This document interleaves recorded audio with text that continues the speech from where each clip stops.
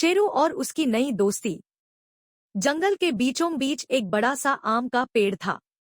उस पेड़ के पास शेरू नाम का एक नन्हा खरगोश रहता था। शेरू बहुत चंचल और खुशमिजाज था। वह हर दिन सूरज की पहली किरण के साथ उठता और जंगल में खेलता कूदता। लेकिन शेरू को एक बात की चिंता हमेशा सताती थी, उसके कोई दोस्त नहीं थे। एक दिन शेरू ने फैसला किया कि वह जंगल के दूसरे जानवरों से दोस्ती करेगा। उसने अपनी माँ से कहा, माँ, मैं अकेला महसूस करता हूँ। क्या मैं दूसरे जानवरों से दोस्ती कर सकता हूँ? माँ मुस्कुराई और बोली, बिल्कुल बेटा, लेकिन याद रखना, सच्चा दोस्त वही होता है जो मुश्किल समय में तुम्हारे साथ खड़ा रहे। शेरू ने हिम्मत जुटाई और जंगल के और गहरे हिस्से में गया। वहां उसे झरने के पास एक छोटी गिलहरी मिली। उसका नाम था चुन्नी। चुन्नी पानी पी रही थी।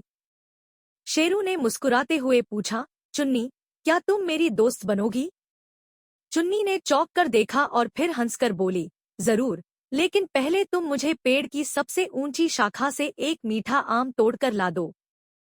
शेरू ने बिना सोचे समझे पेड़ पर चढ़ने की कोशिश की, लेकिन वह फिसल गया। चुन्नी हंसने लगी। शेरू को बहुत बुरा लगा। वह समझ गया कि चुन्नी सच्ची दोस्त नहीं थी।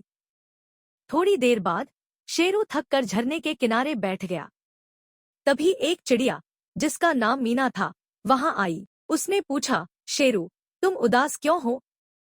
शेरू ने अपनी परेशानी मीना को बताई।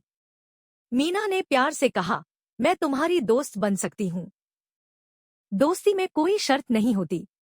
मीना ने शेरू को अपने पंखों पर बैठाकर झरने के पार सुंदर फूलों की घाटी दिखाई। दोनों ने साथ में खूब मस्ती की और गाने गाए। शाम होते होते शेरू समझ गया कि सच्ची दोस्ती प्यार और भरोसे पर टिकी होती है, न कि शर्तों पर। उस दिन से शेरू और मीना सबसे अच्छे दोस्त बन गए। शिक्षा: सच्ची दोस्ती के लिए प्यार और ईमानदारी सबसे जरूरी है। हमें हमेशा ऐसे दोस्तों को चुनना चाहिए जो बिना किसी स्वार्थ के हमारे साथ खड़े रहें। समाप्त।